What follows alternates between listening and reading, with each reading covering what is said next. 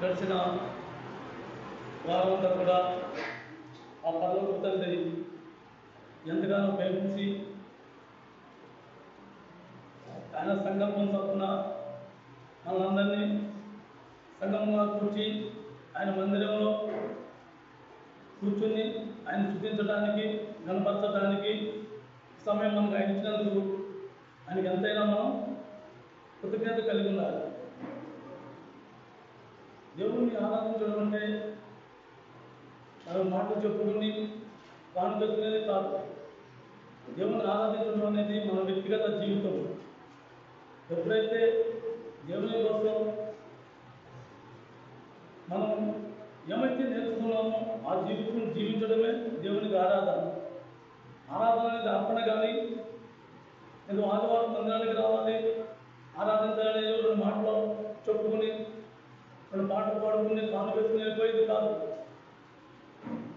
ఆయన ఎందుకు పెట్టి మనం ఆరాధించాలి అని చూసుకుంటే అనేక పాప ఆలోచన నుంచి పాపాన్ని మనం ప్రేమించే సమయం నుంచి మనం తెలియని అనేక వాటిని మనం ఆరాధన నుంచి అవే దేవుడని మనం మొక్కి దేవుడికి మనం దూరమై ఉన్నప్పుడు ఆయన ప్రేమ సంకల్పం చొప్పున మనందరినీ కూడా అట్టి పాపం నుంచి మనం విడిపించి ఆయన బిడ్డలుగా మనం అంగీకరించాలి. అందులో పెట్టి దేవుణ్ణి మనం ఆరాధించాలి. దేవుని బిడ్డలుగా మనం పోల్చుకోవడానికి మన దగ్గర ఏ ఒక్క ఆధారం కానీ అవకాశం కానీ మనకు లేవు. అయినా సరే ఆయన ఎంత కనికరించిన దేవుడు కాకపోతే ఎంత ప్రేమమైన కాకపోతే మనం మతానికి పాత్రమైన మనలను మన ప్రాణాలను విమోచించి మన బదులు ఆయన దయదానం చెల్లించి మనల్ని కాచి కాపాడినందుకు ఆయన్ని కృతజ్ఞత కలిగి ఉన్నారు. ఆయన చేసిన క్రియల్లో దేనిని కూడా మనం మర్చిపోకూడదు.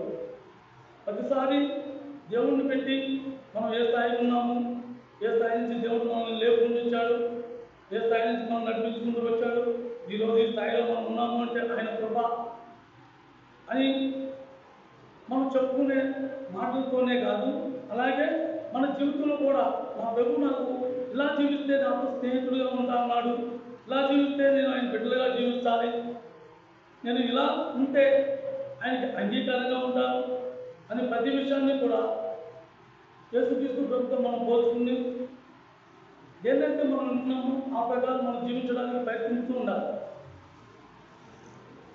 వాటిని విన్నంత మాత్రాన ఒక్కసారిగా వినేసి ఒక్కసారిగా మనం మారిపోతే ఇన్ని తరాలను బట్టి ఈ బైబిల్ విన్నాని చావుకులు భోజన సంవత్సరాలు విన్నదాన్ని విన్నట్టుగా ఒక్కసారిగానే వినేసి మారిపోయేవాడు. కానీ అలా మారడానికి అంత ఈజీ కాదు. అందుకే ప్రతిసారి కూడా వాక్యంలో ఉన్నదాన్ని మనం అనుసరించి దాన్ని నేర్చుకోవడానికి మనకి వర్తమానమే కానీ వర్తమానం చెప్పుకుని దేవుని ఆరాధించాలనేది కాదు. ప్రతి విషయంలోనూ దేవునికి మొదటి స్థానం ఇవ్వాలి. దేవుని పట్ల మనకి విశ్వాసం కలిగి ఉండాలి. విశ్వాసం లేకుండా దేవునికి విశ్లేషణ ఉంటాడా మనకు అసాధ్యమని కూడా తెలుసు. కాబట్టి మనం ఎప్పుడు కూడా దేవుణ్ణి ఏ స్థాయిలో చూస్తున్నాము, దేవుని మాటలు మనం ఏ కొలతతో మనం వింటున్నాము అనే ఒక గ్రహింపు మనకి ఖచ్చితంగా అవసరం. ఆ గ్రహింపు లేకపోతే మనం మందులో కూర్చున్నా, మందులో కూర్చోకపోయినా, వినకపోయినా, మందిరానికి వచ్చినా రాకపోయినా ఏదైనా ఉంటే, కాబట్టి మనం మందిరానికి వచ్చాము అంటే ఒక ఆశతో రావాలి. యేసు ప్రభు అనే నా ప్రియుడు ఉన్నాడు, నా ప్రియుడు నాతో మాట్లాడతాడు, ఆ మాటలు నా కోసం ఆయన దాచి ఉంచాడు అనే ఒక ఆశ మనలో ఉండాలి. ఆ విశ్వాసం మనలో లేనప్పుడు యేసుక్రీస్తు ప్రభు వచ్చి బోధించినా అది బోధగానే ఉండాలి కానీ ఆత్మీయ మాటలుగా ఉండవు. ఫస్ట్ మనకు విశ్వాసం కలిగి ఉండాలి, వినే మాట మీద ఆసక్తి ఉండాలి, అలాగే దేవుని పట్ల ప్రేమ కలిగి ఉండాలి. ఆ విశ్వాసం ప్రేమ కలిసి మనం క్రియారూపంగా ఉంటేనే కానీ దేవుడికి అది అర్పణ కాదు, అది దేవునికి అంగీకారంగా ఉండదు. కాబట్టి ఎప్పటికప్పుడు మనం ప్రతిదాన్ని సరిచూసుకుంటూ ఉండాలి. దేవుడేమో మనతో ఉండి మనతో ఉంటానని మన దేవుడు చెప్తున్నాడు. దేవుడి నుంచి తెలియని వాళ్ళు అనేక మంది ఎక్కడెక్కడికో తిరిగి ప్రాణాలు కోల్పోతున్నారు. నిన్న ఢిల్లీ రైల్వే స్టేషన్లో ఒక్కసారిగా ట్రైన్ ఎక్కుతూ 50 మంది చనిపోయారు. తొక్కించులాట.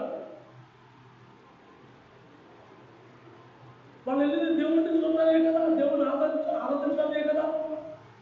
కానీ మన దేవుడు ఏమంటాడు, నేను మీతో ఉన్నా, మీరు విశ్వసిస్తే నేను మీతోనే ఉన్నా, మీ పక్కనే ఉన్నా, నేను మీతో కూర్చున్నాను. మన దేవుడు చెప్తున్నాడు. అజ్ఞానంగా దేవుడి గురించి తెలియని వాళ్ళు అనేక మంది ఇలా ప్రాణాలు కోల్పోతూ ఉంటున్నారు. కానీ మనం ఎటువంటి దేవుడిని మనం ఆరాధిస్తున్నామో మనకు గ్రహింపు కలిగి ఉండాలి. జీవంగా దేవుడు మనతో ఉన్నాడు, ఆ జీవంగా దేవుడు మనం ఆరాధిస్తున్నాము, మన మధ్యలో ఆయన ఉన్నాడని ఒక ఆలోచన మనకు ఎప్పుడు కూడా ఆ ఆలోచన మర్చిపోకూడదు. కాబట్టి మనం ఎప్పుడు కూడా దేవుని పట్ల విశ్వాసంతో ఉండాలి, నమ్మకంగా ఉండాలి. దేవుని పని, దేవుని యొక్క సమస్తము కూడా ఒక క్రమ పద్ధతిలోను, ఒక విశ్వాసంతోనూ, ఒక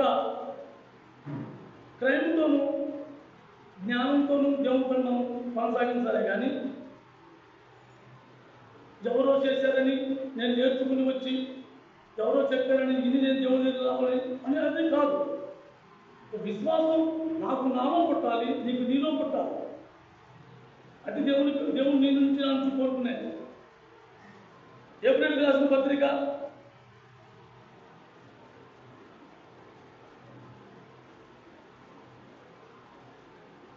207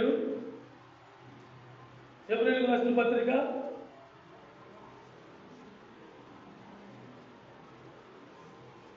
11వ అధ్యాయం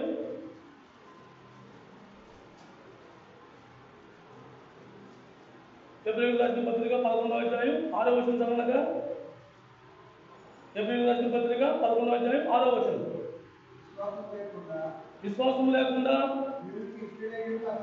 దేవునికి ఇష్టడై ఉండుట అసాధ్యము. దేవుని వద్దకు వచ్చేవాడు ఆయన ఉన్నాడనియు, తన్ను వెతుకు వారికి ఫలం దయచేవాడనియు నమ్మవలను కదా. మనం ఎప్పుడు కూడా దేవుని సన్నిధిలో వచ్చినప్పుడు వాడు చెప్పారు, యేసుప్రభును నమ్ముకుంటే నాకు కష్టాలు తీరుతాయని, వీళ్ళు ఎవరో స్వస్థత పొందారు, యేసుప్రభు దగ్గరికి వెళ్ళారని, వాళ్ళు ఎవరో ఆర్థిక ఇబ్బంది నుంచి బయటపడి ఏదో కొంతమంది మెరుగుపడ్డారు, దేవుడు నమ్ముకున్నారని, ఇలాంటి ఆలోచనతో కాదు.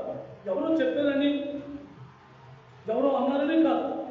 నాకు నేనుగా, నీకు నువ్వుగా ఎప్పుడైతే దేవుడి పట్ల విశ్వాసం, నమ్మకం, నేను చేయలేదు కూడా నా ప్రభు చేస్తాడు అని ఒక నమ్మకం మనలో కలిగినప్పుడు, ఒక విశ్వాసం మనలో ఉన్నప్పుడు ఖచ్చితంగా విశ్వాసం ప్రకారం దేవుడు మనం గుర్తింపు చేస్తాడు. మనం ఆయన సన్నిధికి వచ్చాము అంటే ఆయన ఉన్నాడని మన ముందు నమ్మాలి. ఆయన ఇక్కడ ఉన్నాడని మనం నమ్మికతో మనం రావాలి. అలాగే దాన్ని నమ్మిన వాళ్ళు తగిన ప్రతిఫలం కూడా ఆయన ఇస్తాడని మనం ఆశపడి ఉండాలి. ఎవరో చెప్పారని కాదు, మనమే దేవుడితో ఆ యొక్క కలెక్షన్ కలుపుకుని ఉండాలి, ఆ యొక్క సంబంధం కలిగి ఉండాలి. ఆ విశ్వాసం మనలో బలమైనదై ఉండాలి. విశ్వాసం అనేది ఒక్కరోజు ఉండేది కాదు, రోజు దేవుడిని ఆధారపడుతూ ఉండాలి. నాకు నేనుగా ఎన్నో సందర్భాల్లో ఎన్నో ప్రయత్నాలు చేసి విఫలమైపోయిన రోజులు ఉన్నాయి. నాకేమి చేత కాదు ప్రభా, నాకేమి చేత కావట్లేదు, నేను చేసిన పద్ధతి విఫలమైపోతుంది, నాకు తెలియదు ప్రభా, నీ చిత్త ప్రకారం ఏమై ఉందో నా కుటుంబంలో దాన్ని నువ్వు కొనసాగించుకొని నేను విడిచిపెట్టుకున్నప్పుడు తన కార్యాలను మొదలుపెట్టాను. అలాగే ఎవరైనా సరే ఒకరు చెప్పారని కాదు, దేవుని సన్నిధికి ఒకరు చెప్పారని మనం వచ్చేటంటే దేవుడి మీద ముందు ఆసక్తి, ప్రేమ, విశ్వాసం, నమ్మకం నాకే నీకే కలిగి ఉండాలి. అలాంటి విశ్వాసంతో మనం దేవుడి సన్నిధికి రావాలి. కానీ మనగా ఎవరో చెప్పారని కాదు. అబ్రాహాము ఎలాంటి విశ్వాసం, అబ్రాహాము దేవునికి ఎలాగా ఆయన స్నేహితుడయ్యాడు. అబ్రాహాము విశ్వాసము, క్రియ రెండు కలిసి చేశారు. పూర్తి విశ్వాసం ఉంటే కాదు, దేవుడు అనుకున్నాను ఏదో ప్రభావం చేయండి కాదు. అసలు ప్రభు ఏం చెబుతున్నాడో మనం వినాలి. ఫస్ట్ విశ్వాసం కలిగి దేవుని సన్నిధిలో మనం కూర్చున్నప్పుడు ప్రభు నాతో ఏం మాట్లాడుతున్నాడు ఫస్ట్ మనం అది వినగలగాలి. ఉంటుంది, నాకు అవసరమైంది ఉంటుంది, వారికి అవసరమైంది ఉంటుంది, వారికి అవసరం, అందరికీ అవసరమైన మాట పలికిస్తూ ఉంటారు. ఎవరు ఎక్కడ పోయింది వాళ్ళ అవసరానికి ఆ మాట వాళ్ళకు ఉపయోగపడుతూ ఉంటుంది. కాబట్టి ఫస్ట్ మనం దేవుడి సన్నిధి, దేవుడు ఉన్నాడని మనం విశ్వాసించి దేవుడి సన్నిధి వచ్చినప్పుడు ముందు మనకి దేవుని దగ్గర కూర్చుని ఆయన చెప్పే మాట వినగలగా. ఆ వినగలిగినప్పుడు దాంట్లో నీకు ఏదో అవసరమో అది నీకు అనుభూతిగా నీకు అర్థమవుతుంది. ఈ బైబిల్లో మాటలు మనం అనేక సంవత్సరాలు బట్టి వింటూ ఉన్నాం, కానీ మనం మర్చిపోతూ ఉన్నాం. మన జ్ఞాపకం ఒక రిఫరెన్స్ చదివినప్పుడు ఈ రిఫరెన్స్ మనం జ్ఞానించుకున్నాం కదా అని మనకు అనిపిస్తూ ఉంటుంది. కానీ అది ఎవరి కోసం చదువుతున్నాడో దేవుడు అనే గ్రహింపు మాత్రం మనకు ఉండదు. కానీ ప్రతి ఒక్కరికి కొన్ని మాటలే వారికి ఉంటాయి. దేవుడు అందరితో మాట్లాడతాడు, ఒక్కొక్క ఎవరెక్కడ ఉంది వాళ్ళతో మాట్లాడుతూ ఉంటాడు. ఎవరో నమ్మిక చొప్పున వాళ్ళకి అదే జరుగుతూ ఉంటాయి. ఎవరు విశ్వాసాన్ని పెట్టి వాళ్ళకి ఆ పని పూర్తవుతూ ఉంటుంది. కాబట్టి మనం ఎప్పుడు కూడా దేవుడి సన్నిధికి వచ్చేటప్పుడు దేవుడు ఉన్నాడని, నమ్మిన వారికి ఆయన ప్రతిఫలం ఇస్తాడని ఆ విశ్వాసంతో మనం దేవుడి సన్నిధికి రావాలి. కానీ మాస్టర్ గారు ఏమంటారు, పక్కన విశ్వాసులు ఏమంటారు, అయ్యో ఈ వాళ్ళు అనకపోతే చెప్తారేమో అంటే భయంతో కాదు. అలాంటి భయంతో దేవుడు రావనే అవసరం. నువ్వు మనుషులు ముఖ్యం నన్ను భయపడే కంటే నువ్వు దేవుడికి భయపడి నువ్వు తల ఉంచాలనుకోండి. ఒక్కసారి దేవుడు భయపడి మనం తల ఉంచితే శాశ్వతకాలం ఆయన తలవెత్తి నడిపించే దేవుడు మన పక్షాన్ని పోరాడుతూ ఉంటాడు. అలాంటి విశ్వాసం కలిగి ఉండాలి మనం.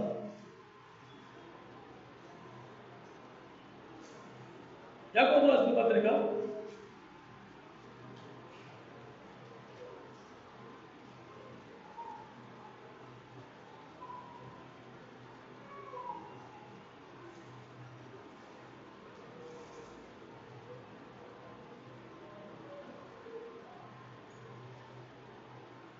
11 యాకోబు రాసిన పత్రిక 2వ అధ్యాయం 21వ వచనం.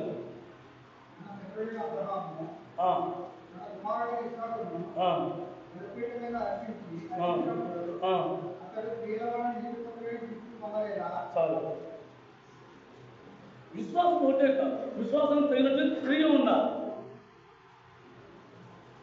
అబ్రహాము దేవుడు ఒకగాను ఒక కొడుకు, అబ్రహాముకి ఒకే ఒక కొడుకు, అది కూడా మళ్ళా వయసులో ఉన్నప్పుడు ఆయనకి దేవుడు కూడా వృద్ధాప్యంలో 100 సంవత్సరాలు కొడుకు పుట్టాడు. అలాంటి కొడుకుని 95 సంవత్సరాల కొడుకు పుట్టాడు. ఆ కొడుకు పుట్టిన కొడుకుని తిరిగి దేవుడు చేయమంటున్నాడు. అబ్రహాముకి విశ్వాసం ఉంది, విశ్వాసం తగినట్టు క్రియ ఉంది. దేవుడు అడిగాడు, నేను దేవుడికి ఇవ్వాలి. దేవుడు నా అయ్యో ఒకే కొడుకు కదా జడ్డు ప్రభా, నన్ను అడుగుతున్నావు, నేను ఒక్కగానో కొడుకు నువ్వు ఇచ్చిన కొడుకే కదా ప్రభా, ఆ సంతానాన్ని విస్తరణ వల్ల చేస్తానన్నావు, ఆకాశ నక్షత్రం వల్ల చేస్తానన్నావు, ఈ నువ్వు తీసేస్తే ఇంక పిల్లలు ఎలా పుడతారు? ఇవేమీ దేవుడు ప్రశ్నించలా. నీ దగ్గర ఉన్నది ఒకటి నాకు ఇష్టం, నీకు ఏదైతే ఇష్టమో అదే నాకు ఇష్టం, అది నాకు ఇచ్చేయన్నాడు. క్రియాత్మకంగా చూస్తే అబ్రహాము దాన్ని ఇవ్వడానికి కూడా ఇష్టపడ్డాడు.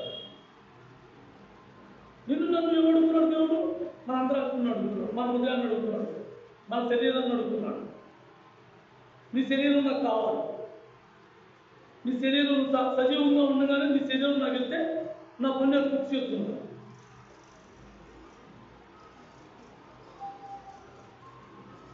మన శరీరం మనం ఎప్పుడైనా మనకు తెలుసు, మనం ఎప్పుడైనా చనిపోయేవాడు, మనం ఎప్పుడైనా చచ్చిపోతాం సంగతి మన అందరికీ తెలుసు.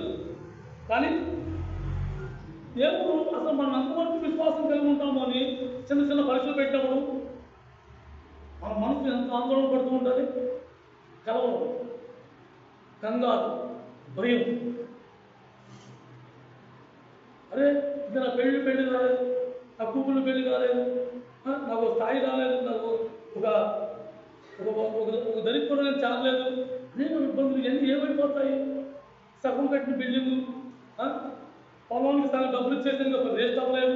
ఇలాంటి ఆలోచనతో ఒక వ్యక్తి ఎన్ని రకాల ఆలోచనతో ఉంటాడు. కానీ దేవుడు తెలియదా? మనకి ఎప్పుడు ఇవ్వాలో, ఎప్పుడు తీసేయాలో, ఎప్పుడు ఉంచాలో, ఎప్పుడు ఉంచకూడదు అది ఎవరు తెలుసు. మనం అడిగినప్పుడే అబ్రహాం ఏమన్నాడు? చిత్తం ప్రభు. అది వెనకాడా కొన్ని అబ్రహాంని అప్పుడే తెచ్చిన కొడుకుని బలిచ్చే అన్నాడా? టైం కూడా పెట్టాడు. నువ్వు లెక్క చూసుకో, నువ్వు దానికి అంగీకరిస్తావో లేకపోతే వచ్చిన పశ్చాత్తాపం పడి నువ్వు సమర్థించుకుంటావో అని కూడా దేవుడు అబ్రహాంకి అవకాశం కూడా ఇచ్చాడు. 3 రోజులు టైం ఇచ్చాడు.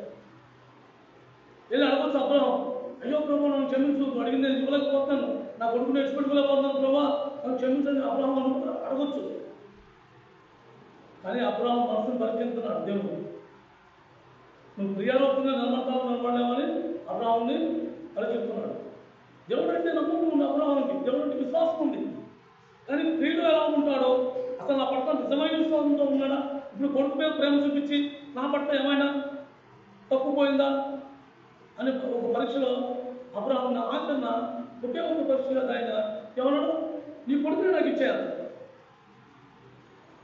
50 సంవత్సరాల క్రితం అబ్రహాంకి ఏ విశ్వాసం అయితే ఉందో ఇప్పుడు తన కుమారుడు అడిగినప్పుడు కూడా అబ్రహాంకి అదే విశ్వాసంతో ఉన్నాడు.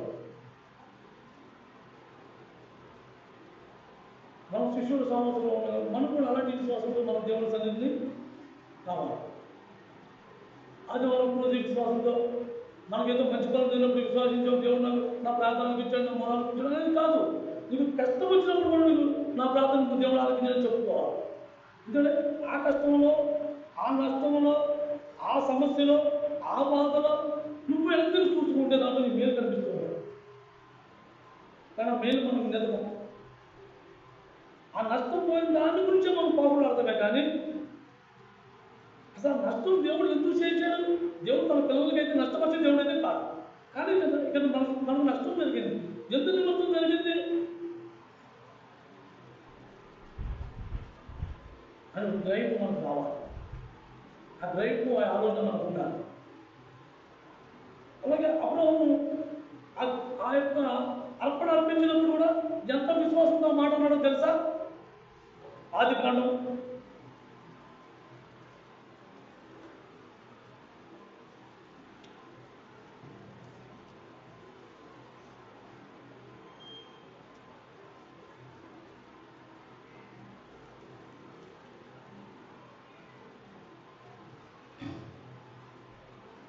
16 ఆదికాండం 22వ అధ్యాయం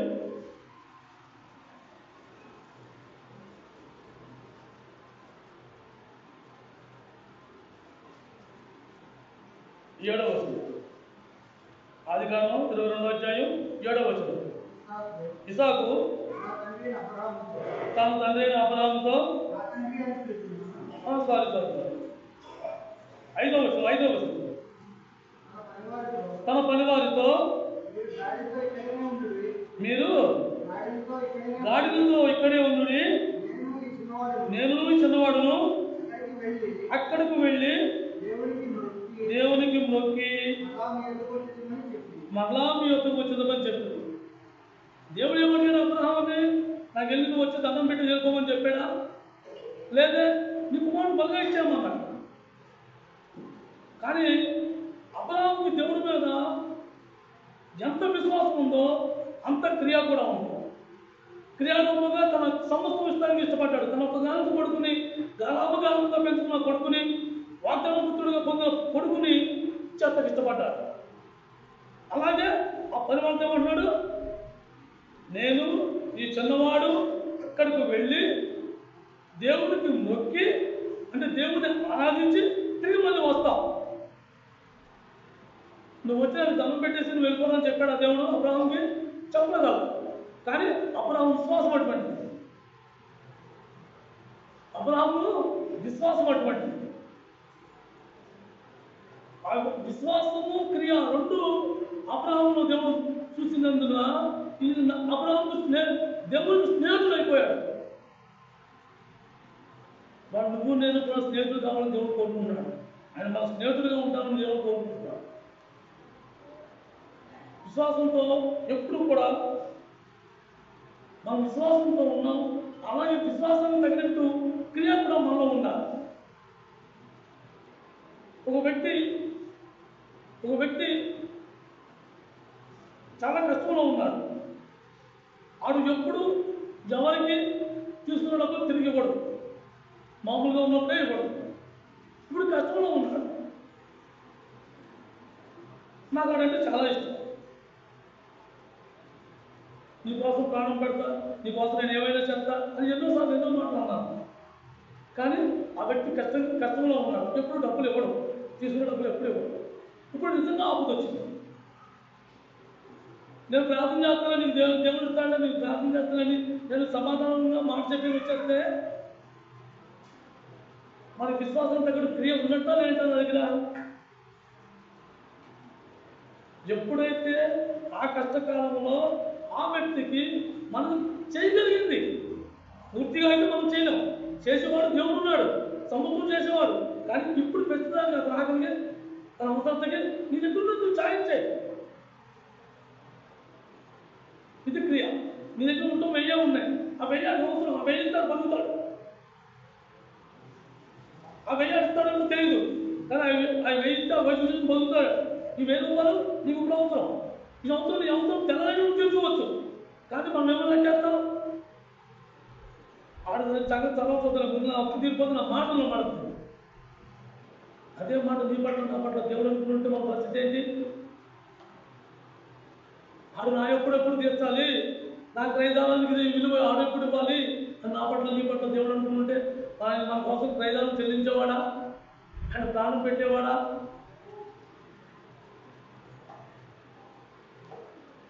మన కోసం ఆయన ఏమిచ్చాడు? తన ప్రాణాన్ని ఇచ్చేశాడు. మనం ఏమీ ఇవ్వలేదని తెలుసు ఆయనకి.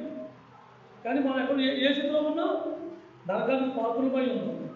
మనం సాగు పోతు నుంచి రావడతాడు ఆయన, ఆ నరకం నుంచి మనం పైకి తీశాడు. మనం తిరిగి ఆయన నమ్ముకుంటామని, ఆయన పాదాల దగ్గర కూర్చుంటామని, ఆయనకి నమ్మకంగా పనిచేస్తామని, ఆయన ఎప్పుడు విశ్వసిస్తామని, ఏ ఒక్క కొంత ఆయన మనలో చూడాలి. నా పిల్లలు కష్టంలో ఉన్నారు, వాళ్ళంతా కష్టంలో ఉన్నారు, నేను ఇష్టపెట్టిన వాళ్ళు మొత్తం సత్యదండానికి వెళ్ళిపోతారు, వాళ్ళు ఎంత ఆత్మ నశించుకోవడం ఇష్టం లేదు. నన్ను ఎంబడించకపోయినా వాళ్ళందరి గురించి నేను ప్రాణం పెట్టాలి. దేవుడికి మనకు ఉన్న వ్యత్యాసం, మానవుడు తన స్వార్థం కోసం చూసుకుంటాడు, దేవుడు మన స్వార్థం కోసం చూశాడు. ఆయన మనం సుఖంగా ఉండడానికి, మనం ఆనందంగా ఉండడానికి, మనం సంతోషంగా ఉండడానికి సమస్తం ఆయన మీద వేసుకున్నాడు. సమస్తం ఆయన మీద వేసుకుని సమస్తం ఆయన మోసాడు.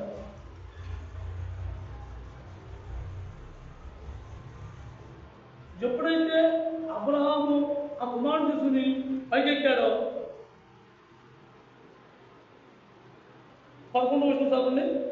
అక్కడికి వెళ్ళిన తర్వాత మొత్తం సమస్తం పేర్చేశాడు. కుమారుని కట్లి మీద చేతులు కాడు కట్టేశాడు, కట్లి మీద పడుకోబెట్టి కత్తి పైకెత్తాడు. దేవుడు పరీక్షలు ఎంత అనుకుంటూ చూడండి. ఒకసారిగా అయ్యో ప్రభావం కానీ విడిచిపెట్టడం, ప్రభావం క్షమించాలని విడిచిపెట్టడం. నువ్వు నిజంగా ఆయన మొక్కుతున్నావా, ఊరికి ఎవరో చెప్పారు వేదాంతో మాట్లాడుతున్నావా అని అడుగుతాడు. దేవుడు చూస్తూ ఉంటాడు. నువ్వు వేచి ఉంటావో, తొందరపడతావో, అటు దగ్గరికి వెళ్ళి వదిలేస్తావో అని దేవుడు వేచి ఉంటాడు. 11వ వచనం చదవండి. యెహోవా దూత పరలోకము నుండి అబ్రహమా అని అతను పిలిచెను. అందుకు అతడు చిత్తం ప్రభువా అన్నాడు. ఎందుకు అబ్రహమా అని పిలిచాడు? ఇంకేం ఆలోచించట్లా, ప్రభువు ప్రార్థించట్లా. తండ్రి చంపేయమంటావా, వేసేయమంటావా, కత్తి ఉందని కాల్చేయమంటావా, ఏం అడుగుతుందా? సమస్తం సమకూర్చేశాడు, పేర్చేశాడు, చిత్తపరిచేశాడు. కత్తిని కుమారుడు పడుకోబెట్టేశాడు. కత్తి పైకెత్తి వరకు కూడా దేవుడు వేసి ఉన్నాడు. రెప్ప పాటలో కత్తి మీద పడిపోతే తొలకత్తులు అయిపోతుంది, బీపీ మొండి మీద అయిపోతాయి. కత్తి పైకెత్తే వరకు కూడా దేవుడు విడిచిపెట్టాడు, శోధిస్తూ వచ్చాడు. అసలు ఎంతవరకు మాట్లాడాలి. అలాగే మన ఆఖరి వరకు కూడా మన విశ్వాసం కోల్పోకుండా ఉండటామా, మన విశ్వాసం తప్పుకోవటం దేవుడు ఎదురు చూస్తూ ఉంటాడు.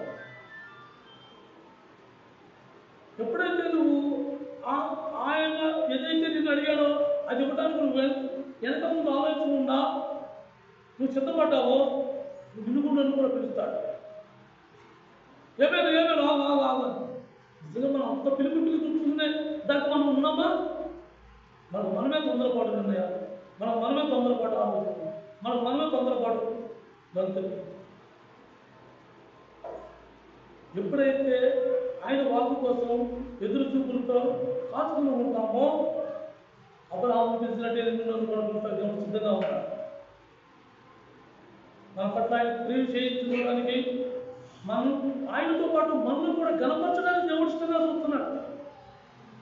ఇవాళ నువ్వు నేను అపరాధం నుంచి ఇంత గొప్పతనం చెప్పుకున్నావంటే అది దేవుడు ఇచ్చిన మహిమే. ఆయనకి ఆయన విశ్వాసాన్ని పరిశీలించేవాడు దేవుడే.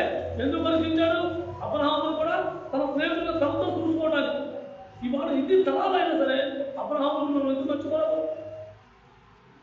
అబ్రహామును మనం ఎందుకు గుర్తు చేసుకుంటున్నాం? అబ్రహాము కూడా దేవుడితో సమానంగా వాదాన్ని ఇచ్చాడు. అక్కడ నీకు నాకు కూడా ఆ వాదన కల్పిస్తున్నాడు. నిన్ను నన్ను తీసుకెళ్ళి పర్వతంలో కూర్చోబెట్టాడు.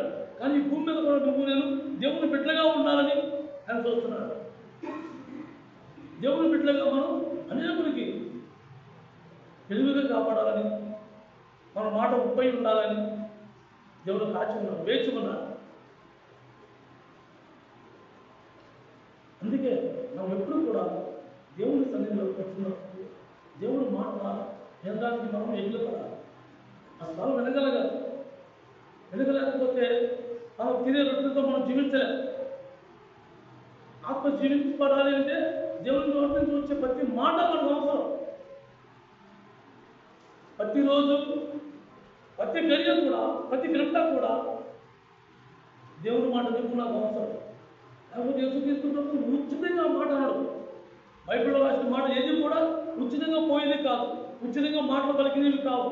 దేవుడు ఆయన పరిశుద్ధాత్మతో రాయించినవి, స్వయంగా ఆయన కుమారుడితో రాయించిన మాటలు ఇవన్నీ.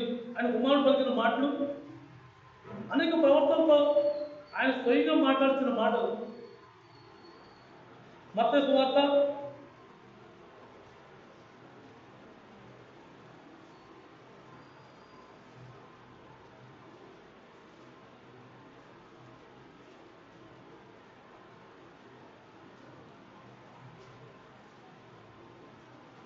5 మత్తయి సువార్త 4వ అధ్యాయం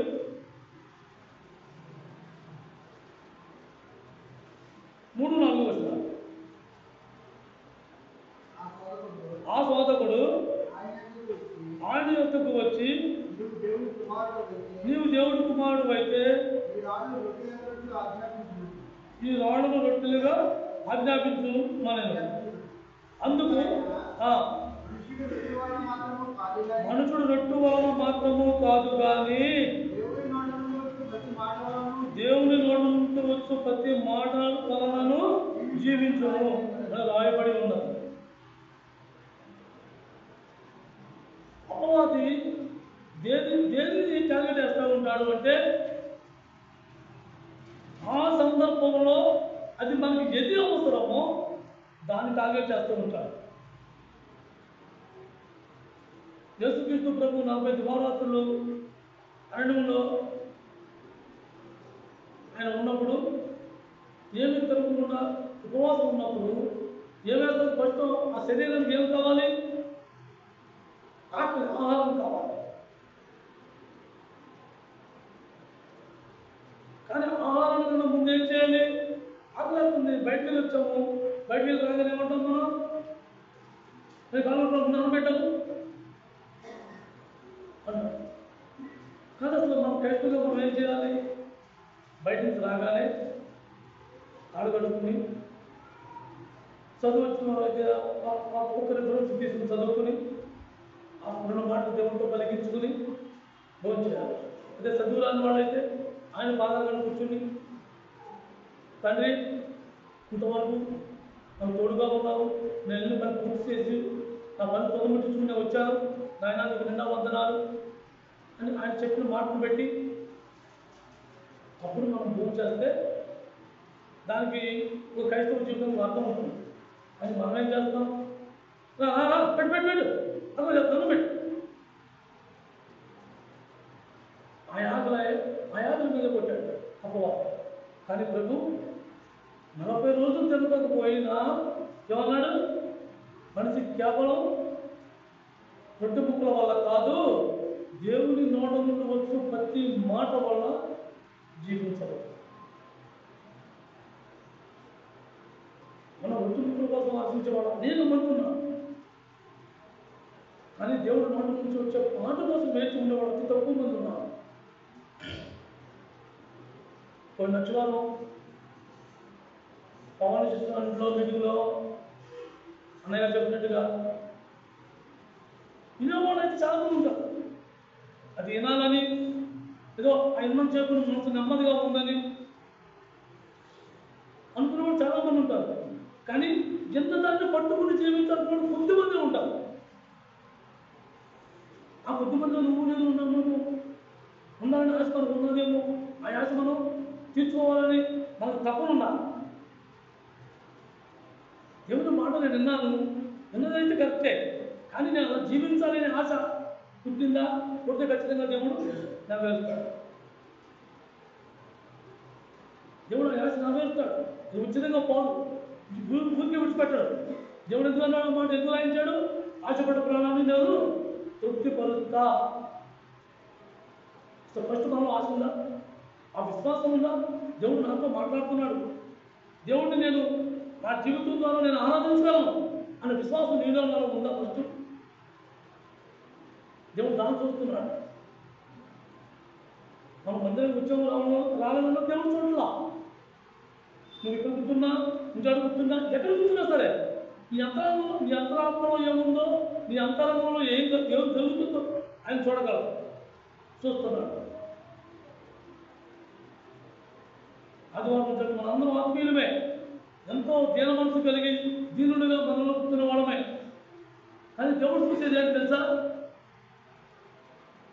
అసలు నిజంగా నా మీద ఆధారపడి నా కోసం, నా మాట కోసం వేచి ఉన్నారా? ఎవరో చెప్పిన మాటలు వేసి అది దాని మీద దాన్ని కట్టడగా చేసుకుని అక్కడ నిలబడుతున్నా.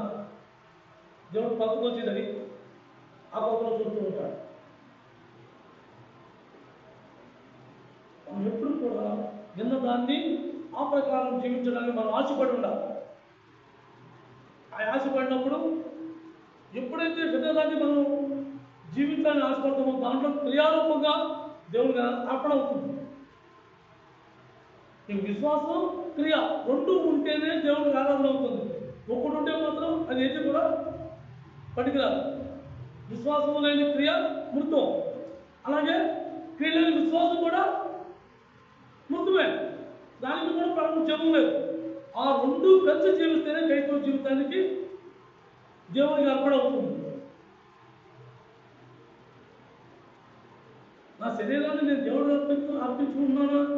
నా వంట సుఖాన్ని చూసుకుంటున్నానా? నా దృష్టి అంతా దేవుడి మాట మీద ఆలోచనలో ఉందా? లోకాలోచనలు దేవుడు ఇవన్నీ కూడా పరీక్షించుకుంటూ ఉంటాడు. అబ్రాహాము ఎందుకంటే 3 రోజులు పట్టించాడు. అబ్రాహాము ఎంతో విశ్వాసి, అలాగే దేవుడి కోసం ఏమైనా చేయగల సమర్థుడు. అయినా సరే అబ్రాహాము పరీక్షించాడు. వాడు నీకు నాకు మాదిరిగా ఆయన చూపించడానికి ఆయన పరీక్షించాడు. ఆ పరీక్షలో ఆయన గెలిచాడు. నీకు నాకు అలాంటి సందర్భాలు ఎన్నో వచ్చి ఉండొచ్చు. కానీ మనం తప్పుకోవచ్చు వస్తున్నామేమో. ఈరోజైనా మనం నిలబెట్టుకోవాలి, నేర్చుకోవాలి. ప్రభు నేర్చుకుని ఆయన చెప్తాడు మనకు మనంగా. నాకు తెలుసు, నేను చేయగలను, నేను దేవుడి కోసం జీవించగలను, నాకు నేను నీకు సాగింది కాదని ప్రభుత్వ సహవాసం కలిగి దాన్ని కొనసాగిస్తేనే అది నెరవేరుతుంది. ఒక్కడొక్కడుగా చేసేది కాదు. ప్రభు ఖచ్చితంగా ప్రభు ఆత్మ మనలో ఉండాలి. ఆ ఆత్మ మనం పొందుకుంటేనే కానీ ఆ జీవితం మనం జీవించలేదు. యెషయా గ్రంథం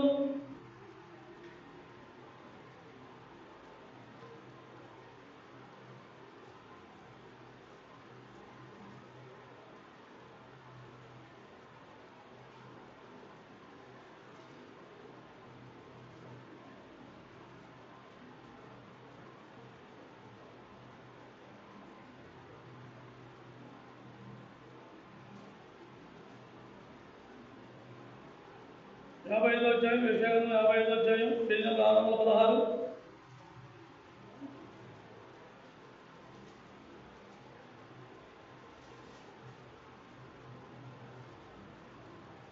యాభై 55వ అధ్యాయం 3వ వచనం. చెవియొగ్గి నా యొద్దకు రండి, మీరు వినిన ఎడల మీరు బ్రతుకుదురు,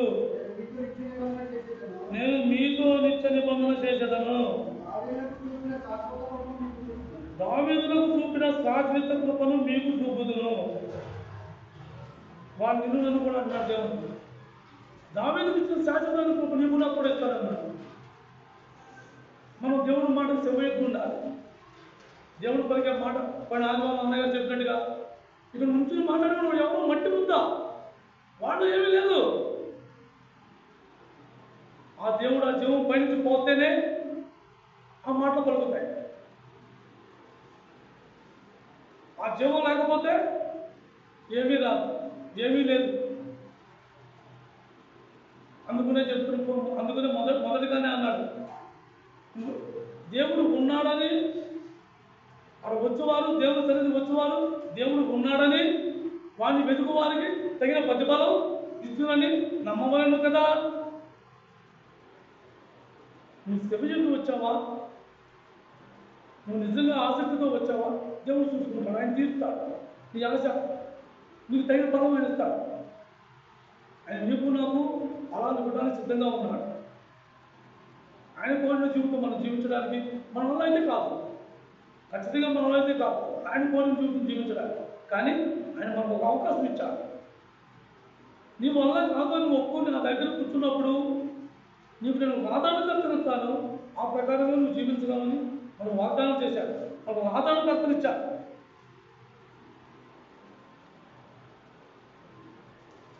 మనం ఏం వింటున్నామో, దేనికి అయిపోతున్నామో ఇది మనం చాలా అవసరం. ఒక్కరోజు ఒక పూట కాదు, ప్రతిరోజు మనకు అవసరమే దేవుడు మాట. ప్రతిరోజు చెవియొగ్గి ఉండవలసిందే. శాశ్వతంగా దేవుడితో సామర్థ్యం కలిగి ఉండవలసింది. ఆ సామర్థ్యాలు మనం కోరుకోవద్దు. ఎందుకంటే నూతనంగా వచ్చే వాళ్ళకి గురించి నేను ఎక్కువగా తీసుకుంటాను. ఎప్పుడు కూడా దేవుని యొక్క ప్రేమ మనం ఎలా పొందాలి, దేవుని పట్ల ఆ ఆశ కలిగి ఆ మాట వినగలిగే ఆలోచన ఉండాలి. అసలు మాట దేవుడు ఏం పలుకుతున్నాడు, ఆ వచ్చే మాట ఎక్కడి నుంచి వస్తుంది? రోజు కొట్లో ఉండే కొట్టమే రామకృష్ణ దగ్గర నుంచి వస్తుందా? దేవుడు ఏర్పడుతున్న ఏమేలు దేవుడితో మాట్లాడుతున్నాడా అని ఒక ఆలోచన మనం గమనించాలి. ఎవరైతే చెవియొగ్గి ఆయన వద్దకు వచ్చినప్పుడు ఆయన తగిన ప్రతిఫలం ఇస్తాడు. నువ్వు ఎలా జీవించాలో, నువ్వు ఎలా జీవించకూడదో, నువ్వు ఎలా నడవాలో, ఎలా నడుచుకోకూడదో, నువ్వేం చేయాలో, ఏం చేయకూడదో సమస్తము నీ మనసుతో ఆయన మాట్లాడుతూ ఉంటాడు. నువ్వు దాన్ని గమనిస్తే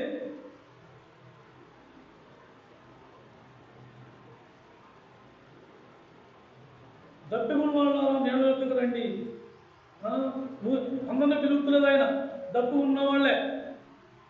మందిరాల్లో కూర్చోవాలి అనేక మంది ఉంటారు, కానీ ఆ ఆశ, ఆ మాట వినాలనే ఆశ ఉన్నవాళ్ళు వాడికి అది అర్థమవుతుంది. అందరికీ కాదు, అందరికీ అర్థం కాదు. ఆ ఆశ ఉండాలి, ఆ దాహం తీర్చుకోవాలి. ఆ మాట ప్రభు నాతో ఏం మాట్లాడతాడు, నా ప్రియుడు నాతో ఏం మాట్లాడతాడో అని ఒక ఆశ, ఒక తపన ఉన్నప్పుడు అది ఖచ్చితంగా అర్థమవుతుంది. మనం లోకమంతా నింపుకుని గంటల వర్తమానం, నాకు బోర్ పడుతుంది, నాకు చిరాకుగా ఉంది, నాకు అర్థం కావాలంటే అర్థం కావు. ఏమాట అర్థం కాదు. ఎప్పుడైతే నీకు అర్థందో ఆ దేవుడు ద్రాహం తీర్చుకునేటప్పుడు ఎంతదైనా ద్రాహం తీరదు.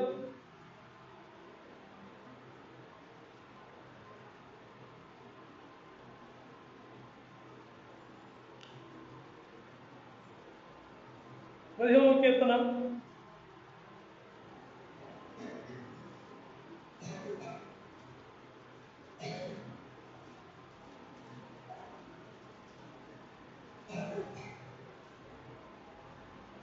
పేజీ నంబర్ 458, 15వ కీర్తన మొదటి వచనం. యెహోవా నీ గుడారములో అతిథిగా ఉండదగిన వాడెవడు? నీ పరిశుద్ధ పర్వతం మీద నివసింపదగిన వాడు ఎవడు? కీర్తనకారుడు దేవుడు అంటున్నాడు. ఏమంటున్నాడు?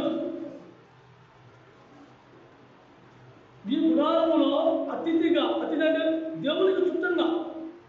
అతిథి, మనం అతిథి అని ఏమంటుంటాం? మన బంధువులు, రాక వచ్చిన బంధువులు కానీ, దూర బంధువులు కానీ, మన స్నేహితులు కానీ ఎవరంటుంటాం? మా ఇంటికి అతిథులు వచ్చారు. దేవునికి అతిథిగా మనం ఆయన గుడారంలో ఉండగలమా? ఎవరు ఉండగలరు? ఆయన పరిశుద్ధ పర్వతం మీద ఎవరికి నివసించగలరు? రెండవ వచనం, యథార్థమైన ప్రవర్తన కలిగి నీతిని అనుసరించుతూ హృదయపూర్వకముగా నిజము పలుకువాడే. నేను దేవుడు నమ్ముకున్నాను మనమందరం కాదు. ఎవరైతే నిజంగా దేవుడి మీద ఆశ కలిగి, నిజంగా దేవుడి పట్ల ఆసక్తి కలిగి, దేవునితో ఏకీభవించాలని ఒక ఆలోచన కలిగి ఉన్నప్పుడు, దేవుడు వినే ప్రతి మాటని వినాలని ఒక తపన ఉన్నప్పుడు, ఆ తప్పిగా ఉన్న వాడికి దేవుడు ఏం చేస్తున్నాడు? ఏమంటున్నాడు? నీకు ఒక సమాధానం ఇస్తున్నాడు. నువ్వు నా సన్నిధిలో నాతో నువ్వు కలిసి ఉండాలి అంటే నీకు కొన్ని మాటలు నేను చెప్తున్నాను. ఆ మాటలు నువ్వు నేర్చుకుంటేనే కానీ నువ్వు నాతో ఉండాలి. ఏంటి ఆ మాటలు? యథార్థమైన ప్రవర్తన కలిగి సత్యము పలుకువాడు, హృదయపూర్వకంగా నిజము పలుకువాడు. ఆయన సన్నిధిలో ఉండదగిన వాడు. అందరూ కాదు. అందరూ నమ్ముకున్నాం దేవుణ్ణి, అందరూ మందిరాలకు వస్తారు, అనేక మంది వస్తారు. కానీ దేవుని కోసం నిలబడేవాళ్ళు అతి తక్కువ మంది ఉంటారు. ఆ మాట వినగలిగేవాళ్ళు అతి తక్కువ మంది ఉంటారు. కాబట్టి మనం ఎప్పుడు కూడా ఫస్ట్ దేవుడికి ఆరాధకులుగా ఉండాలంటే మనం దేవుడి పట్ల విశ్వాసం కలిగి ఉండాలి. అలాగే విశ్వాసంతో కూడిన క్రియ అయి ఉండాలి. విశ్వాసము, క్రియ రెండు కలిస్తేనే దేవుడికి అర్పణ అవుతుంది. ఆ రెండు కలిసినప్పుడు అది నీ జీవితం అయితే ఖచ్చితంగా దేవుడికి అది ఆరాధన అవుతుంది. అది దేవునికి అర్పించే అర్పణ అవుతుంది. దేవుడు నమ్ముకున్నాను, నేను దేవుని సన్నిధిలో కూర్చున్నాను, నేను దేవుడు నమ్ముకుంటే నా రోగం తగ్గుతుంది, నన్ను స్వస్థపరుస్తాడు, నా ఆర్థిక ఇబ్బంది పోతుంది, ఎవరో చెప్పిన మాట విని మనం రావడం కాదు. ముందు మనగా తీర్మానించుకోవాలి. నా కోసం నా ప్రభు ప్రాణం పెట్టాడు, నా ప్రభు కోసం ఈ 50 గడియలు నేను జీవించాలి, రోజు నా ప్రభు మాట నేను వినగలగాలి అనే ఆశ నీకు నాకు పుట్టి ఉండాలి. అందుకనే ప్రభు అంటాడు, అందరినీ పిలుపులా దప్పుకున్న వారాలా నేను రండి. ఆ దప్పిక నీకు కలిగి ఉన్నదా లేదా అది మనం ఖచ్చితంగా చూసుకుంటూ ఉండాలి. ఆ దప్పిక ఎప్పుడైతే కలిగి ఉందో దేవుడు నిన్ను చేపట్టు నడిపిస్తూ ఉంటాడు. ఉన్న సమయం